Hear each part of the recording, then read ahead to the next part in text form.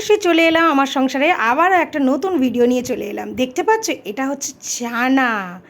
তো ঘরোয়া কয়েকটা উপকরণ নিয়ে তৈরি হয়ে যাবে। আর এটা আমি বয়েলের জন্য রেডি করছি, সাথে তোমাদের সাথে গল্প করছি। হ্যাঁ, এতে একটু স্বাদ মতো লবণ দিয়ে দেবে, একটু তেজপাতা, একটু হচ্ছে কালার করার জন্য একটু হলুদ দিয়ে দিচ্ছি। আপনারা যদি মনে করে এলাচও দিতে পারেন।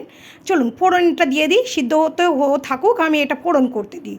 তো একটু দিয়ে দিলাম তোমার শুকনো লঙ্কা, জিরে গুঁড়ো, এখানে দিয়ে দিচ্ছি আমার টমেটো আছে, পেঁয়াজ আছে, আদা রসুন সব মিলেমিশে যার যেরকম বাড়ি থাকবে সেই রকম করে দেবেন, তাহলে সুন্দর হবে। নিজেদের স্বাদ মতো লবণ দেবেন, হলুদ দেবেন, কাঁচা লঙ্কা দেবেন, একটু কালার করার জন্য একটুখানি তোমার কাশ্মীরি লঙ্কার গুঁড়ো দেবেন, আর স্বাদ মতো একটু চিনি দিয়ে দেবেন, তাহলে একটু ঝাল মিষ্টি। তো দেখতেই পাচ্ছেন এটা বয়েলও হয়ে গেছে, আর আমার এখানে কিন্তু মশলাটাও কষানো হয়ে গেছে। তো এখানে কিন্তু একদম মিস করবে না, চানা মশলাটা দিলে কিন্তু সেই ফ্লেভার আসবে। আর আপনারা রুটিতে খান, লুচিতে খান, যাতে খাবেন বিশ্বাস করবেন না সেই টেস্ট আসবে। তো চলুন, আমার গল্প করতে করতে আমার বয়েলও হয়ে গেছে, দেখতেই পাচ্ছেন। অল্প একটু জল দেবেন, মাখা করে খাবেন, ভালোই লাগবে।